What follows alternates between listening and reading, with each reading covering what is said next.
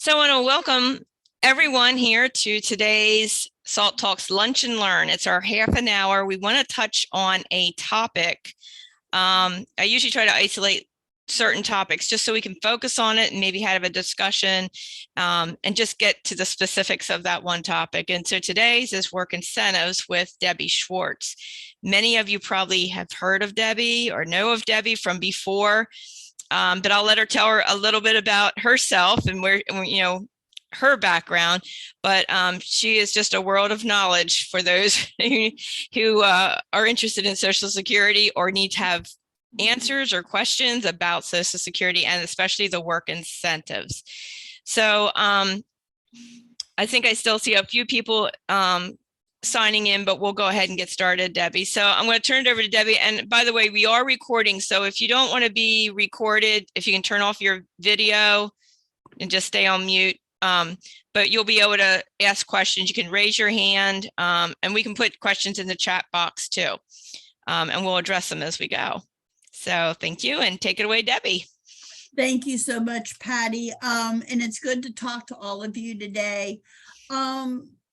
I come to you today as a former Social Security employee. I worked for the agency for 39 years. And about 4.5 years ago, almost 5 years ago now, I retired from the agency and started doing Social Security work as a consultant. Most of my work comes from doing benefit analysis reports with OOD, the state VR agency, and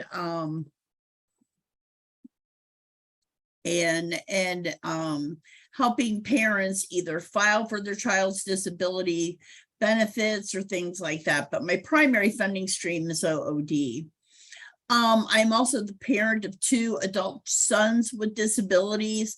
So I've seen it from both ends, both from administering the program and having to navigate the program, which is why I retired a few years ago so that I could be on this side of it to help all of you without having limitations or restrictions on how much I could help.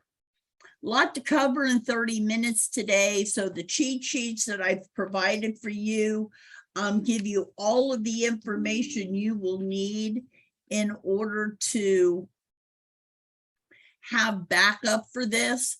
I'll give you my website. Unfortunately, these are not yet updated on my website. I use WordPress as a server base for my website, and they had some changes lately, and I'll be dipped if I can figure out how to do it. So I'm going to have to pay somebody to get these things fixed. So what we're going to talk about today are learning the difference between SSI and SSDI, when it's appropriate for each one of them, what are work incentives, why are there work incentives, and do any of them have specific rules. So I think the most important thing right up front is to know the difference between SSI and SSDI. It's probably the largest form of confusion I have. And since the work incentives for each of those programs is so dramatically different, it really does have an impact. It really makes a difference on understanding which benefit you, your child, or your client is receiving. SSDI stands for Social Security Disability Insurance. The insurance is the key there. You've worked, you've paid in Social Security taxes or FICA taxes to earn quarters of coverage. Once you've bought enough quarters of coverage, you can receive a benefit if you have an eligible claim, retirement, you pass away and you have surviving minor children or an eligible spouse, or if you have a disability that meets Social Security's requirement. The amount you draw is based on how much you've worked and paid into Social Security. Also, it also includes dependent benefits up to age 18, whether they have a disability or not, 18 to age 19 if they're still in high school. And beyond that, if the adult child has a disability of their own that qualifies. So sometimes you will have somebody who's receiving retirement benefits or the parent has passed, yet the child is, the adult child is receiving dependent disability benefits from that parent. And so that's all under the SSI umbrella. SSI stands for Supplemental Security Income. The I doesn't stand for insurance, it stands for income. SSI is a payer of last resort as a funder to cover a base amount of income for individuals who maybe became disabled before they could work and pay ins. Maybe they were disabled from birth or were in a car accident or had some significant illness prior to being able to go into the workforce and pay into Social Security. Or for somebody who has paid into Social Security, but the amount that they've paid in is so small that the SSI supplements that SSDI check. The question was posted to me beforehand, what age and when is it appropriate to apply?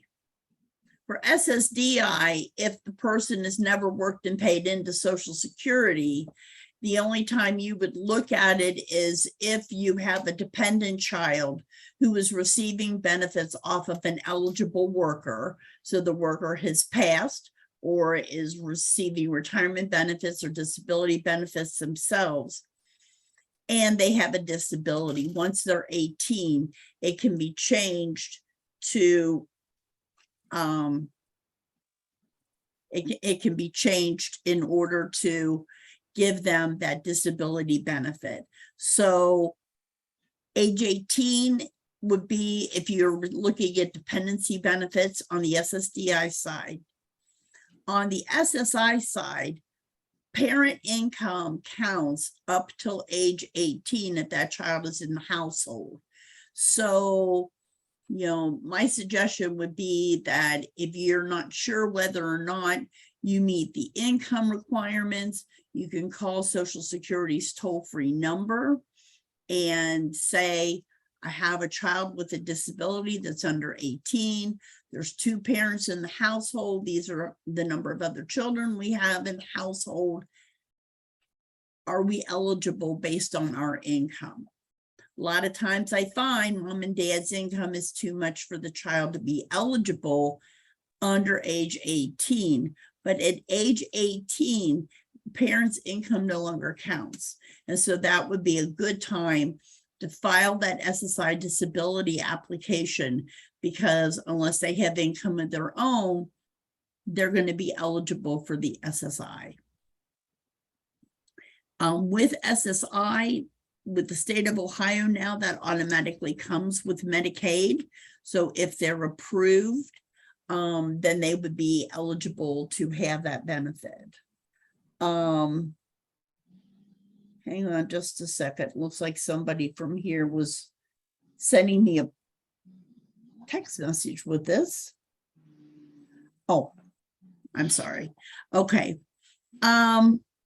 So, you know, it may be that you have to wait until they're 18 to apply.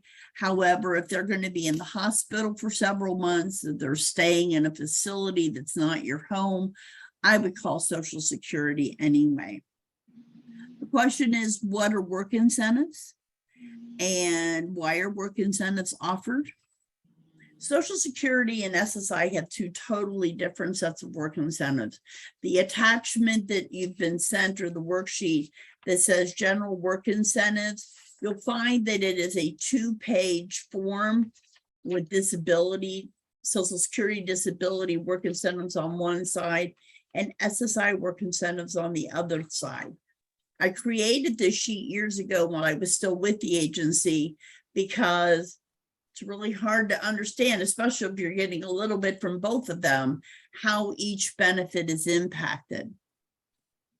With SSI, the program that most of you will be dealing with, it's a math program, a math problem, a financial program. So the first $20 of any income doesn't count. The first $65 of wages doesn't count, and half of the difference. So if you had somebody whose gross wages were $585 in a month and they had no other income other than the SSI, minus 20 minus 65 leaves us with 500. Divided by 2, that means their SSI benefit would be reduced by 250. Now understand, they still have the $585 of wages, so there's still money ahead and they'll still have their Medicaid. There is a special work incentive on the SSI side for a student under age 22.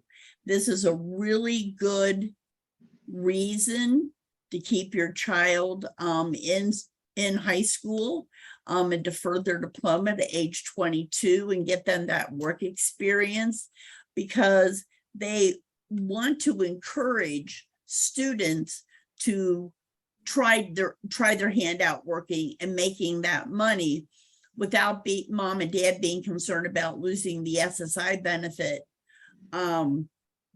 which they may be depending on to get through with the rent or utilities. It's called the student earned income exclusion. They don't count up to the first $2,240 a month, up to $8,950 a year.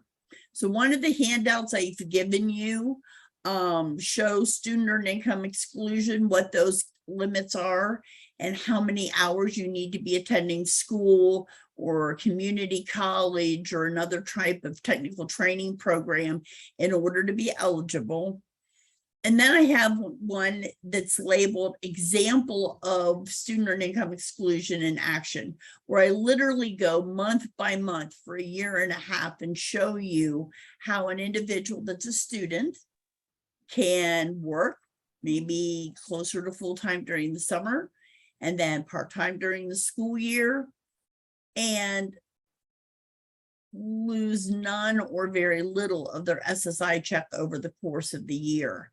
And I think that's really important to know, because I want to encourage them to get that job experience, because it's Social Security's experience that if they get that training early and they get that experience early, they're less likely to depend on the SSI benefit for the rest of their life. And that's a good thing for everybody. On the Social Security disability side, because you've worked and paid in, obviously the work incentives and the amount you can make is a lot more. You have 9 months to make as much money as you want while you test your ability to work. And right now, the threshold to even count it as testing your ability is $1,050 a month. So if you have a son or daughter who's on SSDI benefits, maybe from a parent's record, or they've had a little part-time work all the way through high school and earned just enough quarters to get some SSDI benefits on their own, they have, if they've made less than that $1,050 a month, it's not even a trial work period month. So they get 9 of those months where they can make as much as they want, where the month exceeds $1,050. And then the requirement is, do they have the ability to work at a substantial level? And right now, the substantial level is $1,470. So if you have an individual that's making less than $1,470 a month in gross wages, on SSDI, they can keep their whole Social Security disability benefit and have that job. Again, totally different on the SSI side. That's why I've got the sheet where you'll know one versus the other. On the Social Security disability side, you have eligibility to Medicare after 2 years. And even if you go to work and make so much money that you work yourself off the cash benefit, there's a way to keep the Medicare for at least 93 additional months. So again, we want to see you working. We want to encourage you to work. But if health insurance is the thing that's most important to you, you don't have to worry about it. You can still keep the Medicare. Also, if you're making above that 1,470, but you have extraordinary out-of-pocket medical expenses like your co-payments for your doctors, your hospital bills, your medicines, special therapy, would be enough if added up and subtracted off your gross wages could bring you under 1,470. There's a way to accommodate that so that you don't get penalized for having those extraordinary expenses based on disability. There's also one on the SSDI side called subsidy or special condition. So if you have your client or your child placed in a job where they're getting extra help, extra supervision, the job coach has to come regularly to retrain them, or they don't have to do some of the tasks that a non-disabled person would do. If they're making over $1,470, we can develop that.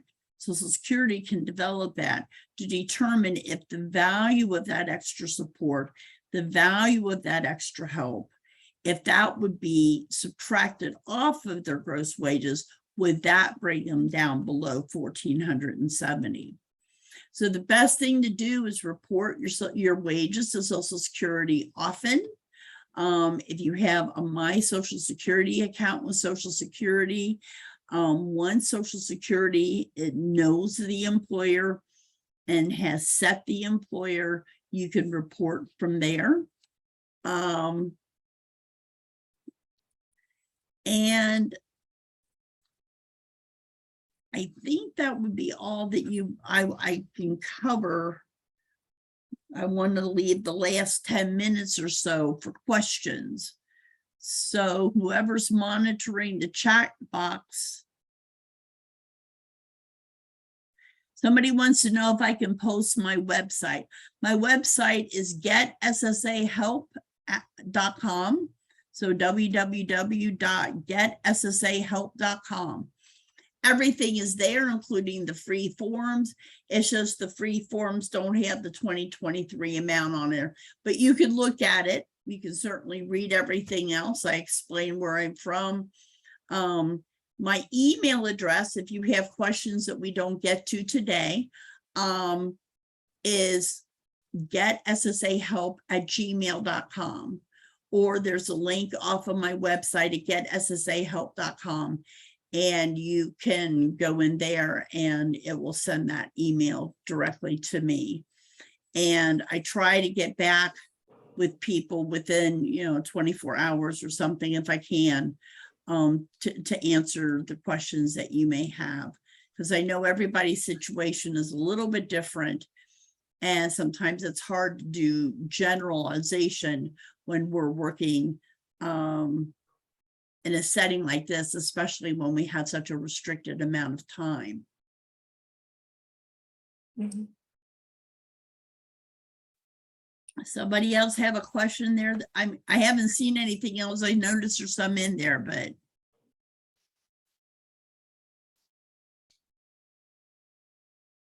What was the name of the last work incentive? The subsidy and special condition on the Social Security disability side. And that's certainly listed on the cheat sheet that I provided.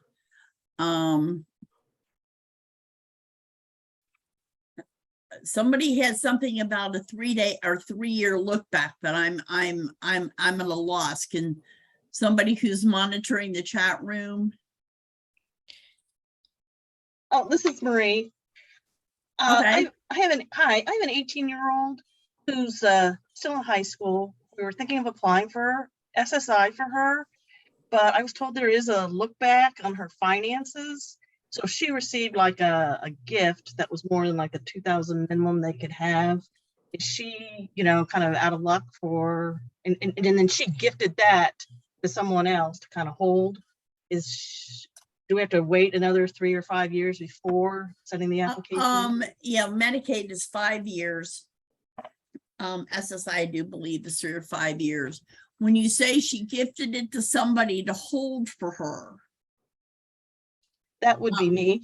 Okay. It was a kind of an inheritance, and they're trying to distribute it each year slowly through each of the family members.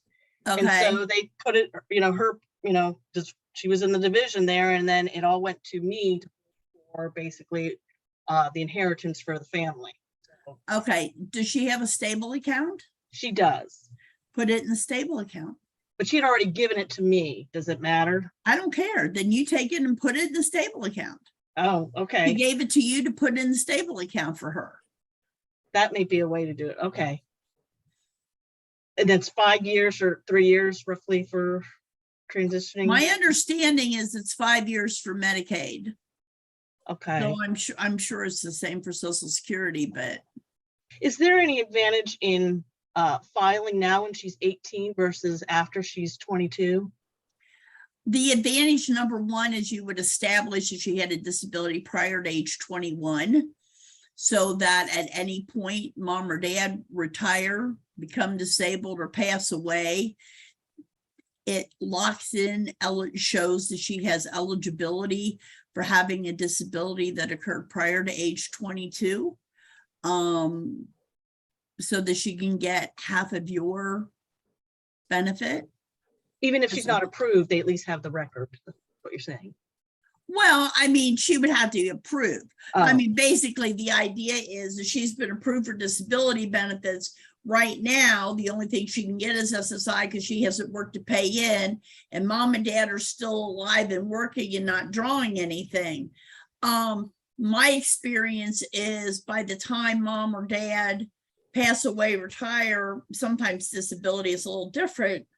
The kid may be, I call them a child lovingly, but I mean, might be 35 or 40 years old and trying to get records back to where they were prior to age 22. That doctor may have retired, or that pediatrician may no longer be there. right. It's rather difficult to reconstruct that record 20 years in the past. But if you have filed that disability application and she has been approved, then they will keep those medical records on infinitum. And then she'll be able to apply for the disabled adult child benefit. They'll update the medical records, but then they can use those old medical records from the prior application. Say she's approved. Oh, sorry. Go ahead. Yeah, she would have to be approved. Say she's approved. Would my husband, when he draws Social Security, say in 5 years, will they automatically convert that to the SSDI? You have to apply for it. It's not like they flip a switch and it happens. But yes, I mean, it would be, and it's 50% of what his full retirement age amount is. Okay, thank you. So that's really important. I did see one that popped up saying, what does SEIE stand for? Stands for Student Earned Income Exclusion. That is the SSI work incentive that is available to SSI individuals who are under age 22 and student, which again would be another reason for your daughter, the case we were just talking about, applying, because there's so much she can earn and still not lose her SSI benefit once she's working. So she gets that work experience. She has that extra money.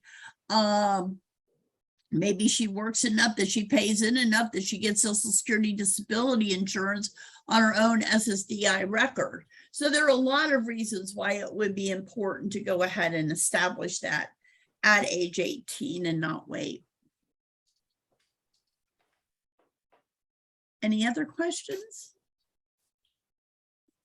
We still have a few minutes. Hi, question. My son currently gets SSDI,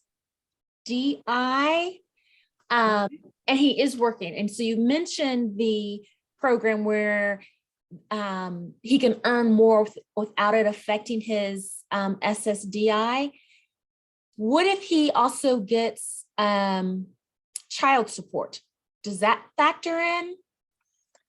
Child support factors into SSI because it's a supplemental program based on financial need. SSDI, child support, doesn't make any difference. It would only be his wages that could impact the ability to receive the SSDI check. Okay, then maybe it is SSI he's getting. I have to look. Yeah, SSI, and when they're under 18, it's 2/3 of the child support impacts their SSI check. Once they He's hit over- 18, once they're over 18, it's dollar for dollar. Oh, okay, because he is over the age of 18. Yes, outside of the $20 general exclusion, the rest of it is dollar for dollar. Okay, even regardless of the fact that he is still a student. Doesn't matter. Okay, thank you. Mhm. Hi, can you hear me? I can hear you. Hi, okay, my question is, and I've been doing a lot of research on this Social Security thing because I'm getting ready to retire and I will be 62 in April and my daughter turns 18 3 days after I turn 62. Okay. So if I apply for Social Security then, she would be eligible for SSDI. Well, is she still in high school? She's still in high school. She has Down syndrome, so she will, Okay.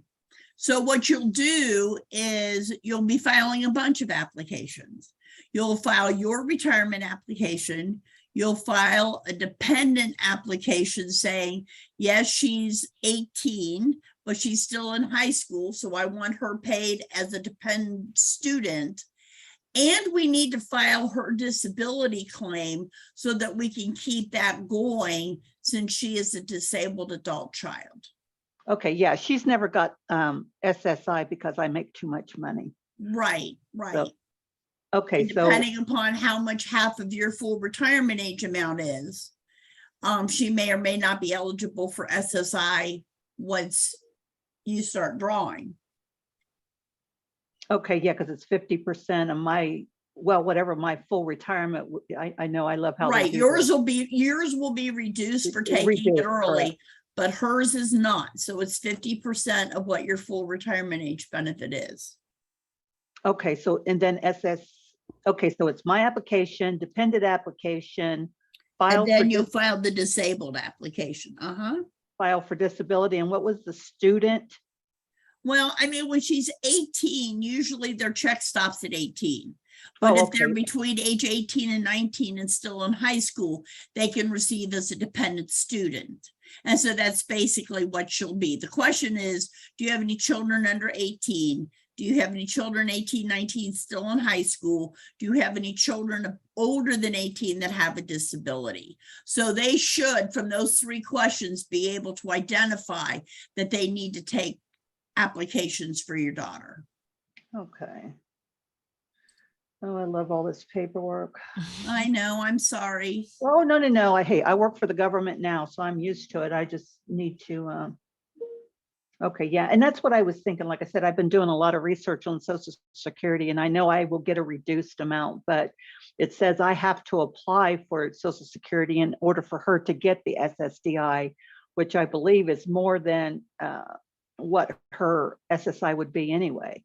So, Yeah, I mean, it's just something that you have to look at. If you're not working or your earnings are under the $19,600 a year, to where it's financially feasible for you to file for early retirement, you know, a lot of times it is better. I mean, it's just something you have to sit and figure out. right. Okay, that's all I have. Thank you. You're welcome. Bunch of people have raised their hands and the half hour is over. So Patty, I will leave it up to you how you want to handle this. I mean, if you have time to answer their questions, that's fine. Sure. I do ask you one thing, Debbie, because I got knocked off because of internet and it flipped me out a host. Can you, it has you under participant as a host. Can you make me co-host or see if you can flip that? You click on participants. Okay. And then under more, under my name, just make me host or co-host. So I have it. There you go. There we go. Thank you. I Yes, don't know. You you might end up with the recording. It dropped me off the internet. So anyway, go ahead. You can take the next question if you'd like. Yeah, or if somebody wants to read to me what's in the chat box, because it's popping up, but they only Yeah. pop up for like a second, so I don't get to Oh. read them enough to be able to keep them. Okay, so let's see. So this is there ever a case when someone approved for SSI because of a cognitive disability established before 18 would lose their Medicaid? She is no longer receiving SSI funds because she is earning too much, but the main concern for us is health insurance. Okay. If somebody was found at the criteria for under age 18 and over age 18 are different, but assuming that when they did the age 18 medical review, she met the adult criteria, and the only thing keeping her from getting a benefit check is the fact that her wages are too high. Until her wages exceed $40,078 a year, she can maintain her Medicaid under 1619B rules. And if she makes more than that, or she wants to be able to save more than $2,000 without putting it into a stable account, she can contact her local Department of Job and Family Services and see about applying for a special work incentive form of Medicaid called Medicaid Buy-in for Workers with Disability, MBIWD, where it's a premium-based Medicaid, and they exclude a lot of wages. So you can make a lot of money and have just a very nominal payment. But that would be another way to keep the Medicaid without having to worry about losing it.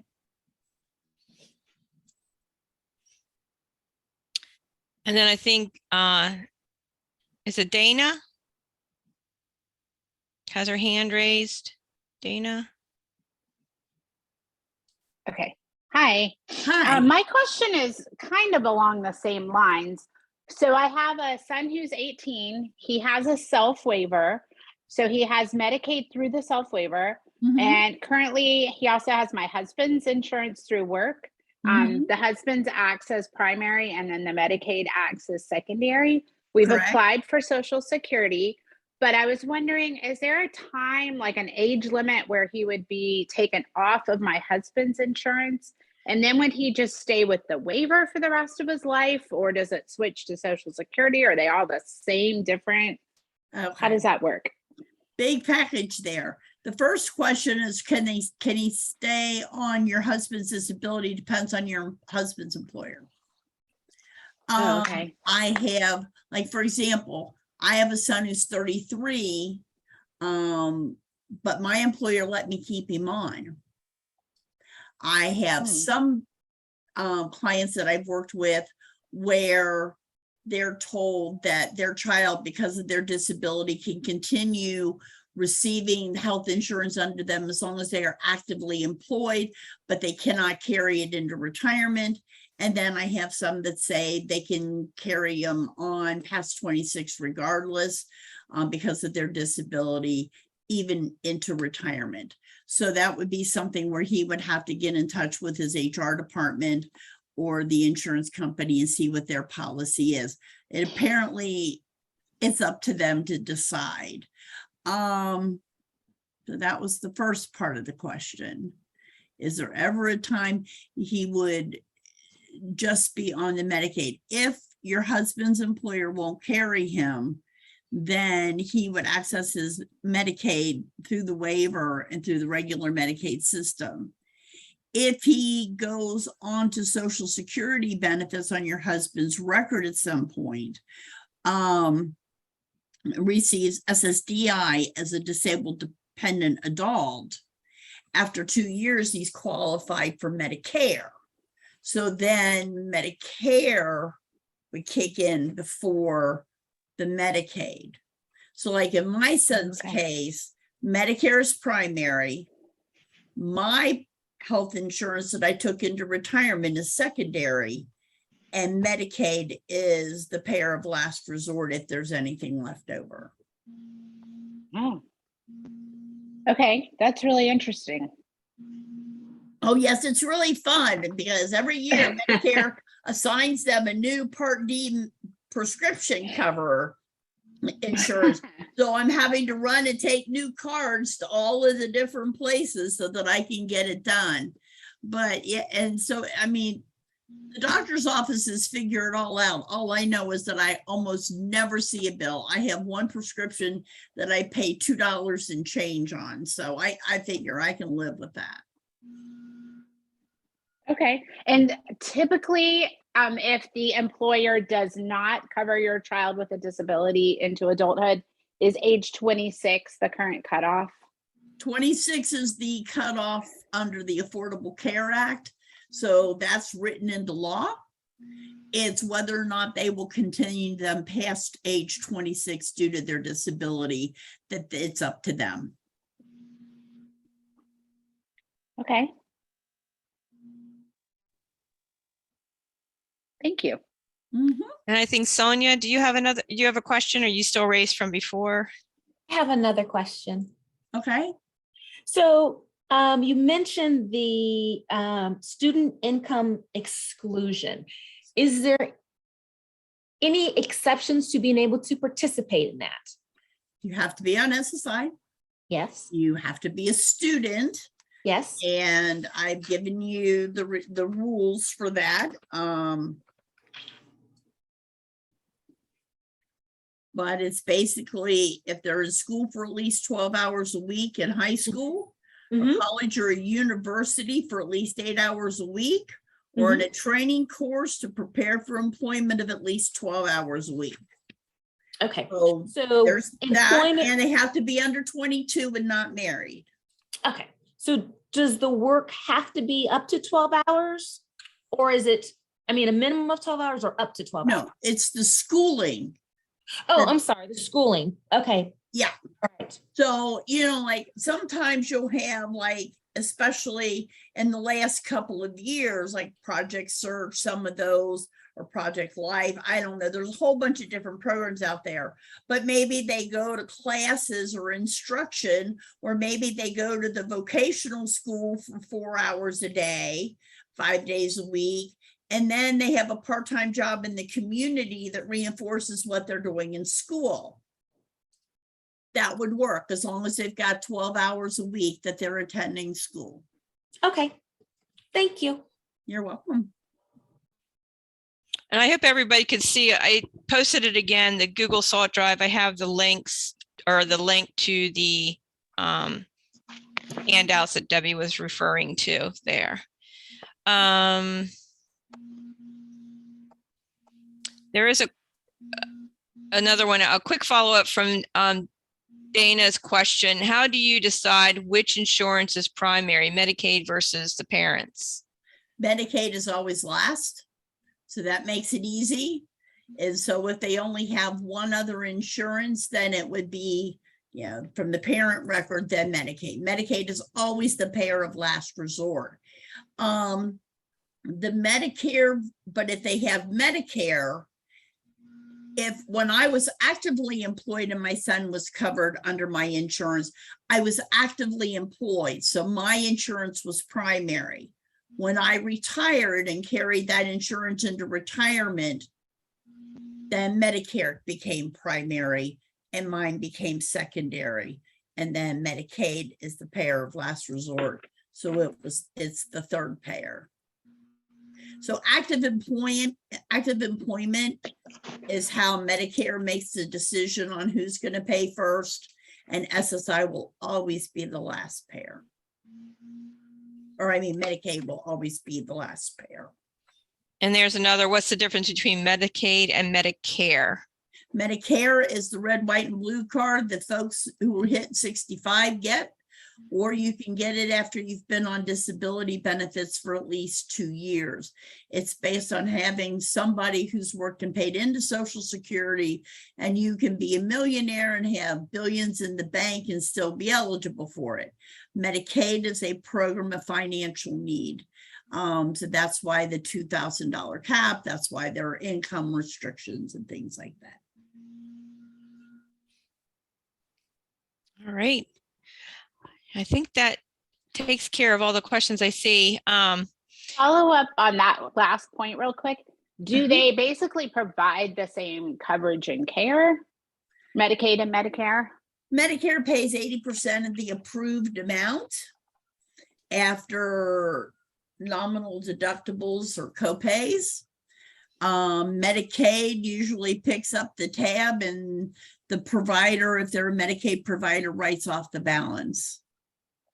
So there is a difference as to what they would cover.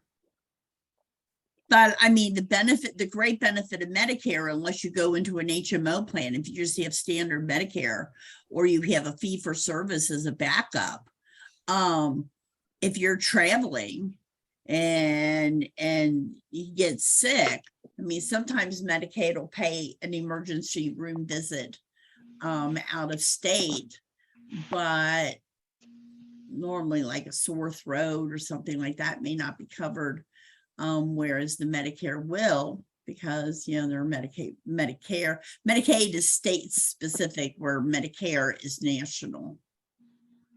Now, I do want to say that in the event that you haven't had your question answered, or something comes up and you decide, oh shoot, I forgot to ask her. Again, my email address is getSSAhelp@gmail.com. So GETSSAHELP, all run together, @gmail.com. You can email me, kind of reference and remind me where you heard me speak, and then ask your question, and I'll be more than glad to answer it for you. I just added it to the chat box too, so Perfect. they have it there. And then her website is the getSSAhelp.com. And that's, you can see a lot of information on there as well. And I did post earlier the socialsecurity.gov, the SSA.gov website too. Yeah. Thank you, Terry. So, and if you have any questions, ask Debbie. Debbie, I just want to you do meet with people. There you had, whatever fee, but you do meet with people and help them with Social Security, navigating, applying for, and the denial part, all the appeal part. So if you get stuck, reach out to Debbie. Yeah, I mean, I do have a fee schedule on my website. It probably is fairly close to being correct, because that one didn't require taking down an insert and adding a new one in. But if somebody wants me to file their child's SSI disability application online and guide them through the process, I charge $150. Depending upon what county you're with, I have counties that will contract with me to do a benefit analysis. If you're working with OOD, opportunities for Ohioans with disabilities, and you're talking about work, one of the things that they normally encourage is a benefit analysis or a work incentive report, so that you know what may or may not happen to benefits and things like that. You have the right to request whoever you want. I am a certified provider with them, and just say I want Debi Schwartz to be the one through Get SSA Help to do my report, and they will reach out to me and get that initiated, and I can take care of it that way. And then they pay me. You don't pay me, they pay me. But I don't charge for just general questions. If somebody wants to meet up and do retirement planning, or they have a lot of complicated questions where I have to meet in person, or to file a disability application, I do usually charge $150. I try to keep it relatively affordable so that parents don't have to come up with a lot, and it's on a credit card. So, you can do it that way as well. Oh, well, thank you, Debbie. Yeah, and you can go to your SSA too for the benefit analysis, but Debbie is always a great person to ask questions to, or if you get stuck, like sometimes with an appeal or something, she's a great resource to have too. So if there's no more questions, I'm going to thank everybody for coming, and we'll be talking on tomorrow night at the Greene County Board of DD. Just a reminder, at the location of the Greene County, we do have a meeting, our first live meeting scheduled to cover Social Security for an hour and a half. But we also have a link to that. If you want to, they're going to try a hybrid. It'll be a first hybrid. We're going to try a hybrid for that as well. But you can email me if you didn't get that information. I think most of you are on our emails for our newsletter. The information is in our recent newsletter, but you can email me if you didn't get any of that information. I'll be glad to send it to you. And you can email me. I'll just put it in there real quick. It's PRT_PattyS@gmail. Hopefully I typed it all right. Yeah, I made a mistake there. So feel free to email me if you didn't get that, and I'll be glad to send any information to you. So thank you all for coming, and have a great day.